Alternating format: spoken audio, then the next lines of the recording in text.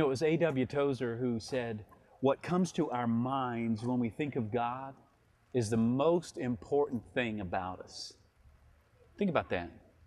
What you think about God, your perception of God, who you think He is the most important thing about you.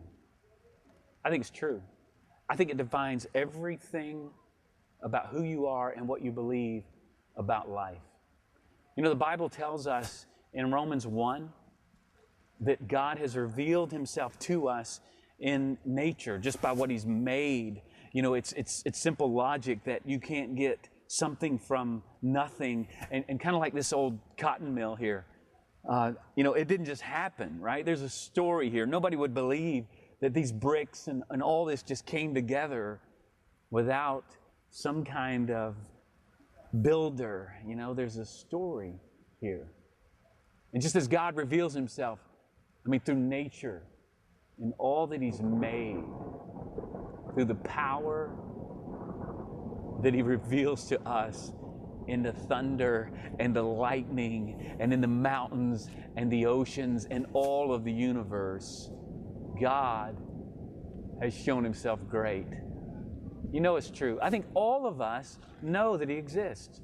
That's why I really think there are no real atheists in the world, because the atheist is constantly tossing the idea of God out of his mind. It's like the guy who went out and bought a new boomerang and he about killed himself trying to throw the other one away. It just kept coming back to him, kept coming back, kept coming back. There is a God. There is a God.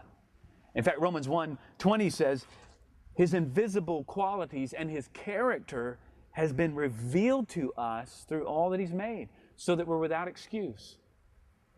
I don't know where you are in your relationship with God or what you believe about God, but it's the most important thing about you.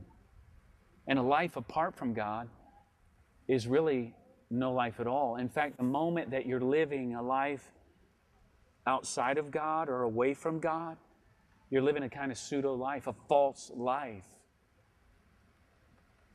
Years ago, I was heading from Dallas to Houston. I was going to get on a flight to catch up with my wife, Stacy, and my twin daughters. They'd already gone to Houston. This is before Travis, my son, was born.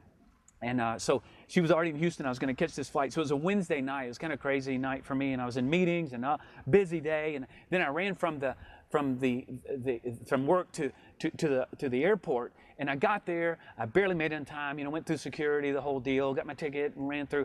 And I got on the plane and just kind of relaxed for the first time, all day.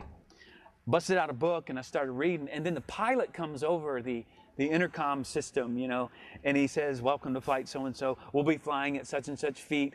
And he says, and then after X amount of, minutes, we're going to be making our descent into Harlingen. Now, Harlingen is on the border of Texas and Mexico. And I'm going to Houston.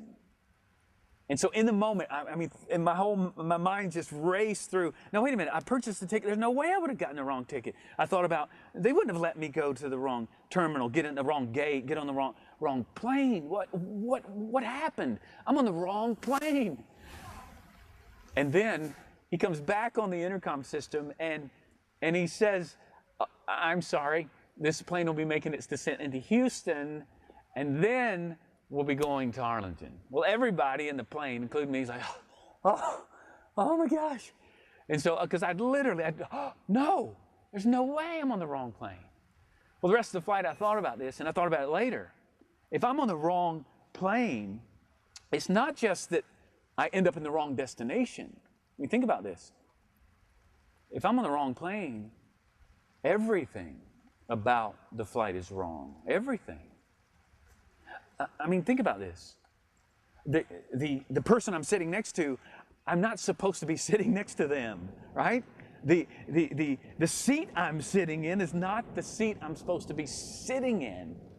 The peanuts I'm eating, those are not my peanuts.